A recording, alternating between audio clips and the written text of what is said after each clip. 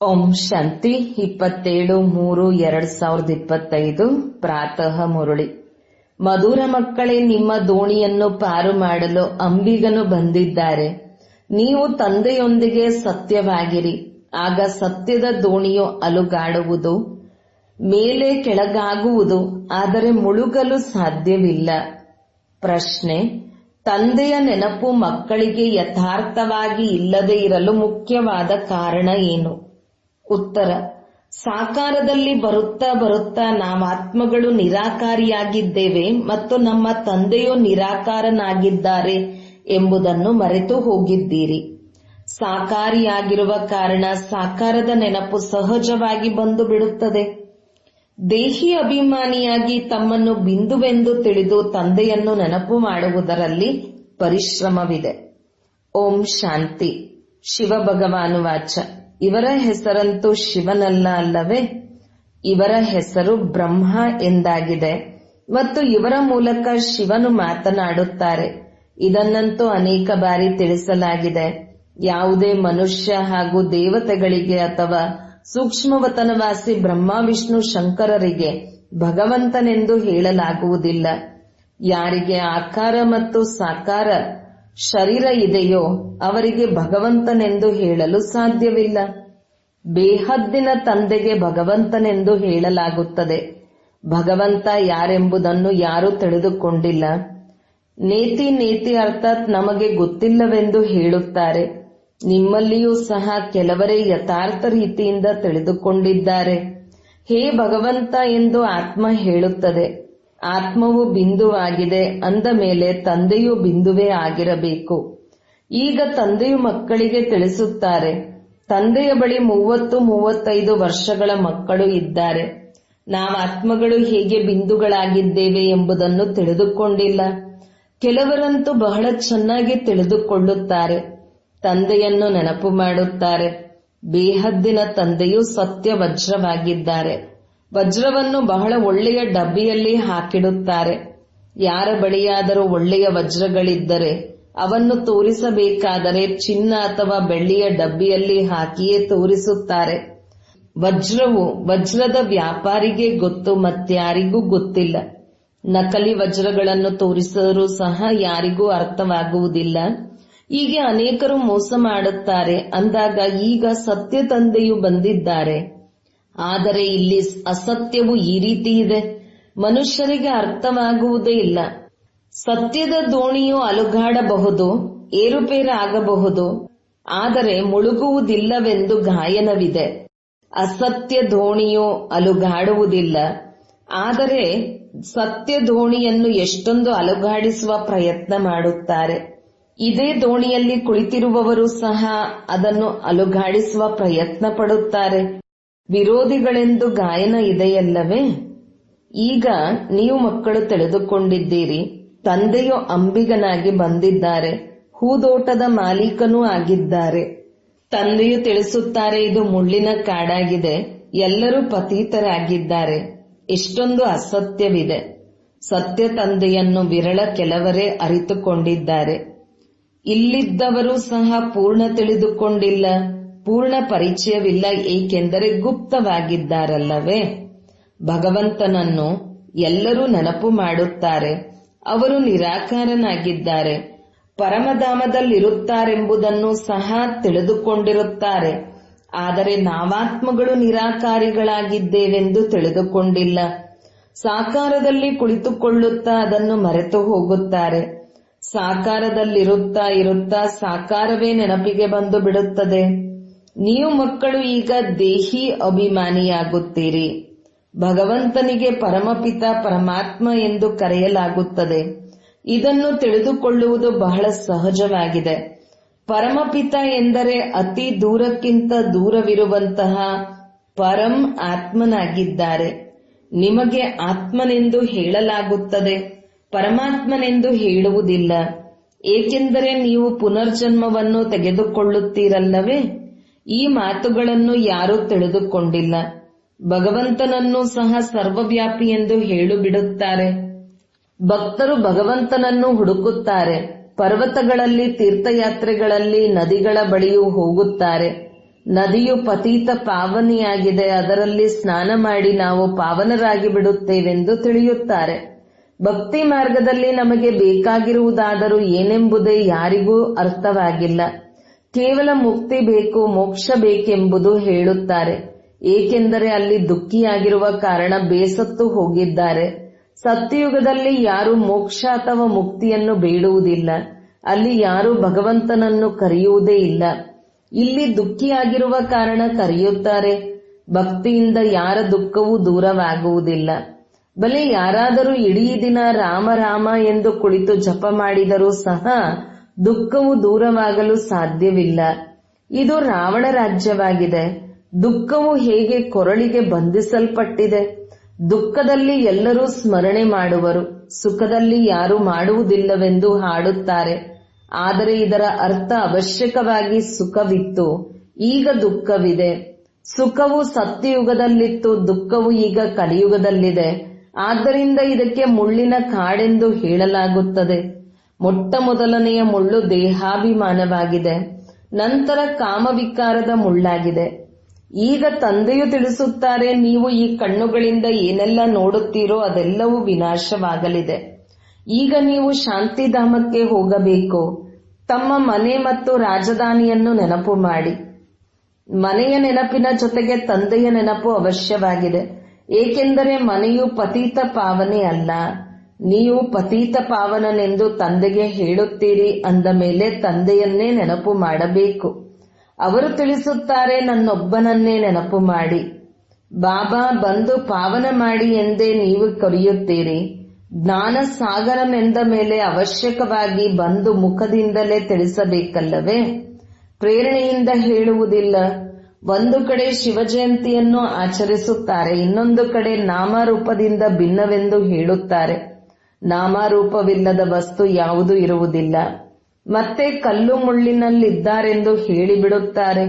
ಅನೇಕ ಮತಗಳಿವೆಯಲ್ಲವೇ? ತಂದೆಯು ತಿಳಿಸುತ್ತಾರೆ, ನಿಮ್ಮನ್ನು ಪಂಚವಿಕಾರ ರೂಪಿ ರಾವಣನು ತುಚ್ಛ ಬುದ್ಧಿಯವರನ್ನಾಗಿ ಮಾಡಿಬಿಟ್ಟಿದ್ದಾನೆ. ಆದ್ದರಿಂದ ದೇವತೆಗಳ ಮುಂದೆ ಹೋಗಿ ನಮಸ್ಕಾರ ಮಾಡುತ್ತಾರೆ. ಕೆಲವರಂತೂ ನಾಸ್ತಿಕರಾಗಿರುತ್ತಾರೆ, ಅವರಂತೂ ಯಾರನ್ನೂ ಒಪ್ಪುವುದಿಲ್ಲ. ಇಲ್ಲಂತೂ ತಂದೆಯ ಬಳಿ ಬ್ರಾಹ್ಮಣರೇ ಬರುತ್ತೀರಿ. ಯಾರಿಗೆ 5000 ವರ್ಷಗಳ ಹಿಂದೆಯೂ ತಿಳಿಸಿದ್ದೆನು. ಪರಮಪಿತ ಪರಮಾತ್ಮ ಬ್ರಹ್ಮರವರ ಮೂಲಕ ಸ್ಥಾಪನೆ ಮಾಡುತ್ತಾರೆಂದು ಬರೆಯಲ್ಪಟ್ಟಿದೆ. ಅಂದ ಮೇಲೆ ಬ್ರಹ್ಮನ ಸಂತಾನರಾದರಲ್ಲವೇ? ಪ್ರಜಾಪಿತ ಬ್ರಹ್ಮನು ಹೆಸರುವಾಸಿಯಾಗಿದ್ದಾರೆ. ಅವಶ್ಯಕವಾಗಿ ಬ್ರಾಹ್ಮಣ ಬ್ರಾಹ್ಮಣಿಯರು ಇರುವರು.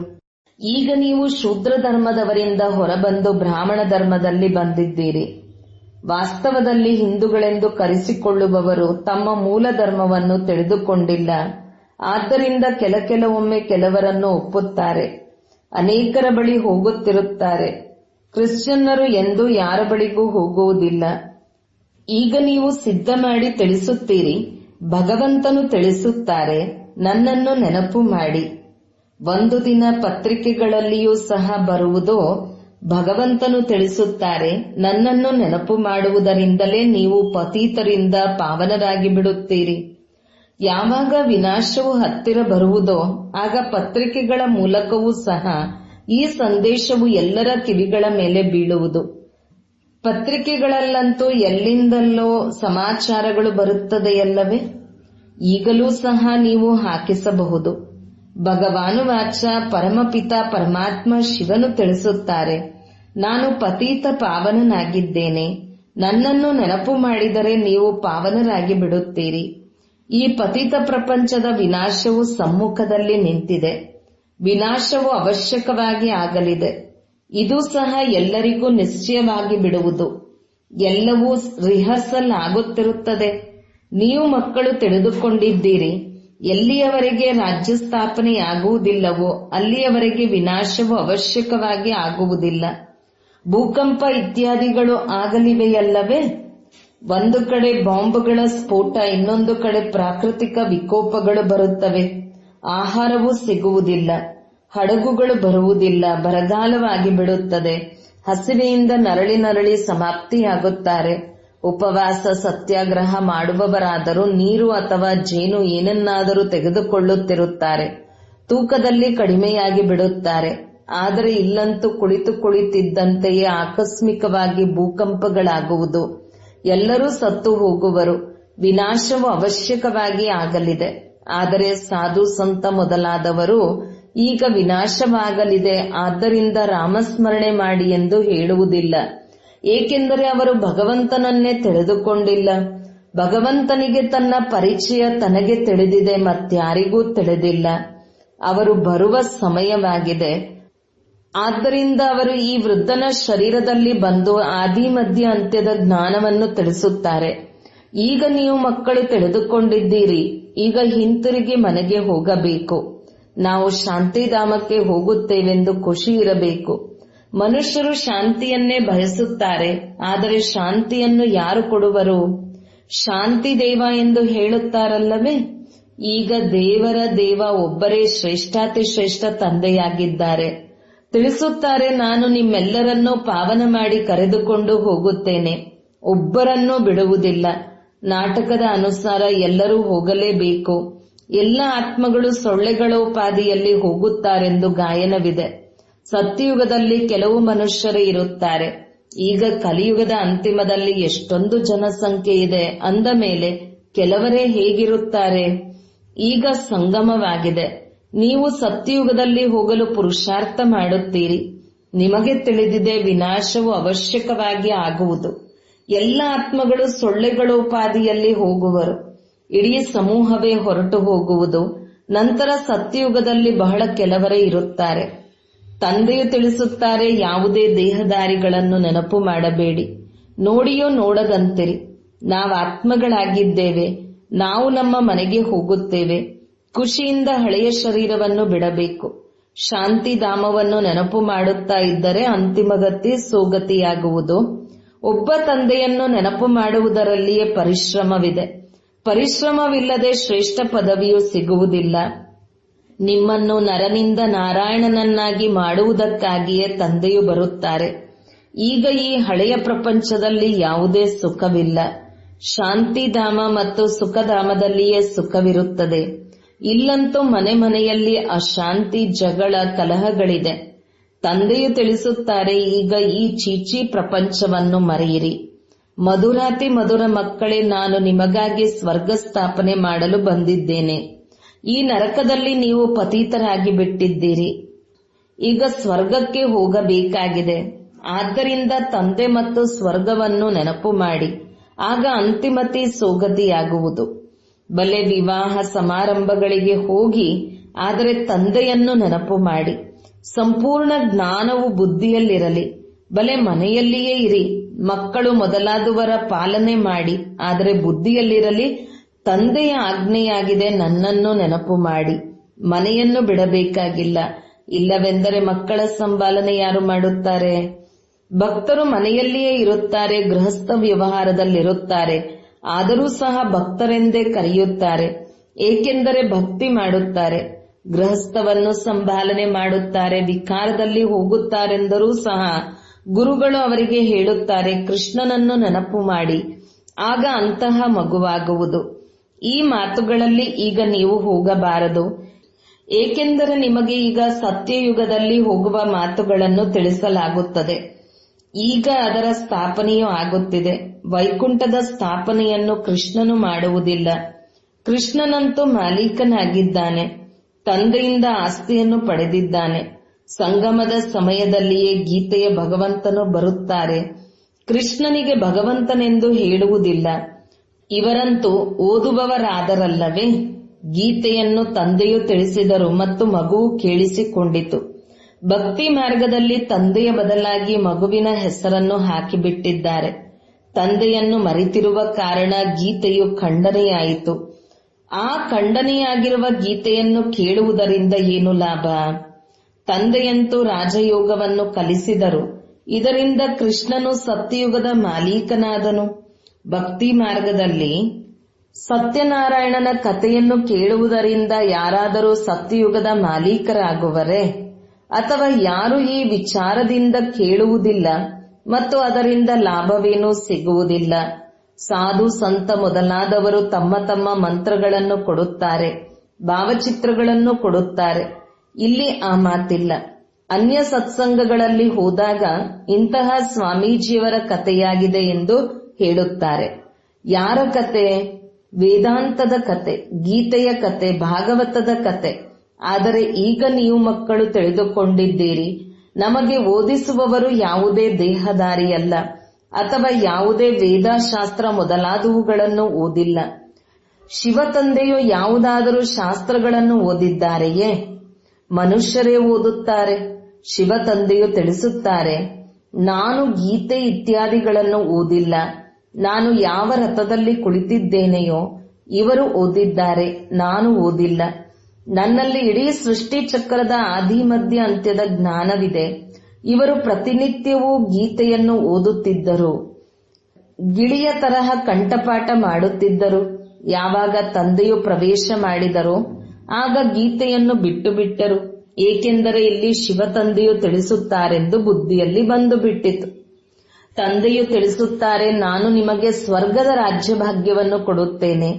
ಆದ್ದರಿಂದ ಈಗ ಹಳೆಯ ಪ್ರಪಂಚದೊಂದಿಗಿನ ಮಮತೆಯನ್ನು ಕಳೆಯಿರಿ. ಕೇವಲ ನನ್ನೊಬ್ಬನನ್ನೇ ನೆನಪು ಮಾಡಿ. ಈ ಪರಿಶ್ರಮ ಪಡಬೇಕು. ಸತ್ಯ ಪ್ರಿಯತಮೆಗೆ ಪದೇ ಪದೇ ಪ್ರಿಯತಮನ ನೆನಪೇ ಬರುತ್ತಿರುತ್ತದೆ. ಅಂದಾಗ ಈಗ ತಂದೆಯ ನೆನಪು ಸಹ ಇಷ್ಟು ಪಕ್ಕಾ ಆಗಿರಬೇಕು. ಪಾರಲೌಕಿಕ ತಂದೆಯು ತಿಳಿಸುತ್ತಾರೆ, ಮಕ್ಕಳೇ ನನ್ನನ್ನು ನೆನಪು ಮಾಡಿ, ಸ್ವರ್ಗದ ಆಸ್ತಿಯನ್ನು ನೆನಪು ಮಾಡಿ. ಇದರಲ್ಲಿ ಮತ್ಯಾವುದೇ ಶಬ್ದ ಮಾಡುವ, ಭಜನೆ ಮಾಡುವ ಅವಶ್ಯಕತೆ ಇಲ್ಲ. ಒಳ್ಳೊಳ್ಳೆಯ ಗೀತೆಗಳು ಬಂದಾಗ ಅವನ್ನು ಹಾಕಲಾಗುತ್ತದೆ. ಅದರ ಅರ್ಥವನ್ನು ಸಹ ನಿಮಗೆ ತಿಳಿಸುತ್ತೇವೆ. ಗೀತೆಯನ್ನು ಬರೆಯುವವರು ತಾವೇ ಏನನ್ನೂ ತಿಳಿದುಕೊಂಡಿಲ್ಲ. ಮೀರಾ ಭಕ್ತಿನಿಯಾಗಿದ್ದಳು, ನೀವಂತೂ ಈಗ ಜ್ಞಾನಿಗಳಾಗಿದ್ದೀರಿ. ಮಕ್ಕಳು ಸರಿಯಾಗಿ ಕೆಲಸ ಮಾಡದಿದ್ದರೆ ತಂದೆಯು ಹೇಳುತ್ತಾರೆ, ನೀವಂತೂ ಹೇಗೆ ಭಕ್ತರಾಗಿದ್ದೀರಿ. ಆಗ ತಂದೆಯು ನಮಗೆ ಈ ರೀತಿ ಏಕೆ ಹೇಳಿದರೆಂದು ತಿಳಿದುಕೊಳ್ಳುತ್ತಾರೆ. ತಂದೆಯು ತಿಳಿಸುತ್ತಾರೆ, ಮಕ್ಕಳೇ ಈಗ ತಂದೆಯನ್ನು ನೆನಪು ಮಾಡಿ, ಮಾರ್ಗದರ್ಶಕರಾಗಿ, ಸಂದೇಶ ಪುತ್ರರಾಗಿ ಎಲ್ಲರಿಗೂ ಇದೇ ಸಂದೇಶವನ್ನು ಕೊಡಿ. ತಂದೆ ಮತ್ತು ಆಸ್ತಿಯನ್ನು ನೆನಪು ಮಾಡಿದರೆ ಜನ್ಮ ಜನ್ಮಾಂತರದ ಪಾಪವು ಭಸ್ಮವಾಗುವುದು. ಈಗ ಹಿಂತಿರುಗಿ ಮನೆಗೆ ಹೋಗುವ ಸಮಯವಾಗಿದೆ. ಭಗವಂತನೊಬ್ಬರೇ ನಿರಾಕಾರನಾಗಿದ್ದಾರೆ. ಅವರಿಗೆ ತಮ್ಮ ದೇಹವಿಲ್ಲ. ತಂದೆಯೇ ತಮ್ಮ ಪರಿಚಯವನ್ನು ಕೊಡುತ್ತಾರೆ. ಮನ್ಮನಾಭವದ ಮಂತ್ರವನ್ನು ಕೊಡುತ್ತಾರೆ. ಸಾಧು ಸನ್ಯಾಸಿಗಳೆಂದೂ ಸಹ ಈಗ ವಿನಾಶವಾಗುತ್ತದೆ, ತಂದೆಯನ್ನು ನೆನಪು ಮಾಡಿ ಎಂದು ಹೇಳುವುದಿಲ್ಲ. ತಂದೆಯೇ ಬ್ರಾಹ್ಮಣ ಮಕ್ಕಳಿಗೆ ನೆನಪು ತರಿಸುತ್ತಾರೆ. ನೆನಪಿನಿಂದ ಆರೋಗ್ಯ, ವಿದ್ಯೆಯಿಂದ ಐಶ್ವರ್ಯವು ಸಿಗುವುದು. ನೀವು ಕಾಲನ ಮೇಲೆ ಜಯಗಳಿಸುತ್ತೀರಿ. ಸತ್ಯಯುಗದಲ್ಲೆಂದೂ ಅಕಾಲ ಮೃತ್ಯು ಆಗುವುದಿಲ್ಲ. ದೇವತೆಗಳು ಕಾಲದ ಮೇಲೆ ವಿಜಯವನ್ನು ಹೊಂದಿದ್ದಾರೆ. ಒಳ್ಳೆಯದು. ಮಧುರಾತಿ ಮಧುರ ಅಗಲಿ ಹೋಗಿ ಮರಳಿ ಸಿಕ್ಕಿರುವ ಮಕ್ಕಳ ಪ್ರತಿ ಮಾತಪಿತಾ ಬಾಪದಾದರವರ ನೆನಪು, ಪ್ರೀತಿ ಹಾಗೂ ಸುಪ್ರಭಾತ. ಆತ್ಮೀಯ ಮಕ್ಕಳಿಗೆ ಆತ್ಮೀಯ ತಂದೆಯ ನಮಸ್ತೆ. ಧಾರಣೆಗಾಗಿ ಮುಖ್ಯ ಸಾರ 1. ತಂದೆಯ ಮೂಲಕ ಭಕ್ತರೆಂಬ ಬಿರುದು ಸಿಗುವಂತಹ ಯಾವುದೇ ಕರ್ಮವನ್ನು ಮಾಡಬಾರದು. ಸಂದೇಶ ಪುತ್ರರಾಗಿ ಎಲ್ಲರಿಗೆ ತಂದೆ ಮತ್ತು ಆಸ್ತಿಯನ್ನು ನೆನಪು ಮಾಡುವ ಸಂದೇಶವನ್ನು ಕೊಡಬೇಕು. 2. ಈ ಹಳೆಯ ಪ್ರಪಂಚದಲ್ಲಿ ಯಾವುದೇ ಸುಖವಿಲ್ಲ. ಇದು ಚೀಚಿ ಪ್ರಪಂಚವಾಗಿದೆ. ಇದನ್ನು ಮರೆಯುತ್ತಾ ಹೋಗಬೇಕು. ಮನೆಯ ನೆನಪಿನ ಜೊತೆ ಜೊತೆಗೆ ಪಾವನರಾಗಲು ತಂದೆಯನ್ನೂ ಸಹ ಅವಶ್ಯಕವಾಗಿ ನೆನಪು ಮಾಡಬೇಕು. ವರದಾನ: ಪ್ರವೃತ್ತಿಯಲ್ಲಿರುತ್ತಾ ಪರವೃತ್ತಿಯಲ್ಲಿರುವಂತಹ ನಿರಂತರ ಯೋಗಿ ಭವ. ನಿರಂತರ ಯೋಗಿಯಾಗಲು ಸಹಜ ಸಾಧನವಾಗಿದೆ ಪ್ರವೃತ್ತಿಯಲ್ಲಿರುತ್ತಾ ಪರವೃತ್ತಿಯಲ್ಲಿರುವುದು. ಪರವೃತ್ತಿ ಅರ್ಥಾತ್ ಆತ್ಮೀಕ ರೂಪ. ಯಾರು ಆತ್ಮೀಕ ರೂಪದಲ್ಲಿ ಸ್ಥಿತರಾಗಿರುತ್ತಾರೆ ಅವರು ಸದಾ ನ್ಯಾರ ಮತ್ತು ತಂದೆಗೆ ಪ್ಯಾರ ಆಗಿರುತ್ತಾರೆ. ಏನೇ ಮಾಡಲಿ ಆದರೆ ಇದೇ ಅನುಭವವಾಗುತ್ತದೆ, ಹೇಗೆ ಕೆಲಸವಲ್ಲ ಆದರೆ ಆಟವಾಡಿದೆನೋ ಎಂದು. ಅಂದಾಗ ಪ್ರವೃತ್ತಿಯಲ್ಲಿರುತ್ತಾ ಆತ್ಮೀಕ ರೂಪದಲ್ಲಿರುವುದರಿಂದ ಎಲ್ಲ ಆಟದ ರೀತಿ ಸಹಜ ಅನುಭವವಾಗುತ್ತದೆ. ಬಂಧನ ಎನಿಸುವುದಿಲ್ಲ. ಕೇವಲ ಸ್ನೇಹ ಮತ್ತು ಸಹಯೋಗದ ಜೊತೆ ಶಕ್ತಿಯನ್ನು ಸೇರಿಸಿಕೊಳ್ಳಿ. ಆಗ ಹೈಜಂಪ್ ಮಾಡಿಬಿಡುವಿರಿ. ಸ್ಲೋಗನ್: ಬುದ್ಧಿಯ ಸೂಕ್ಷ್ಮತೆ ಮತ್ತು ಆತ್ಮನ ಹಗುರತನವೇ ಬ್ರಾಹ್ಮಣ ಜೀವನದ ವ್ಯಕ್ತಿತ್ವವಾಗಿದೆ. ಅವ್ಯಕ್ತ ಸೂಚನೆ: ಸತ್ಯ ಮತ್ತು ಸಭ್ಯತೆಯ ರೂಪಿ ಸಂಸ್ಕೃತಿಯನ್ನು ತಮ್ಮದಾಗಿಸಿಕೊಳ್ಳಿರಿ. ಸಾಹಸ ಶಕ್ತಿಯರದ್ದು, ಸಹಯೋಗ ಸರ್ವಶಕ್ತಿವಂತನದ್ದು.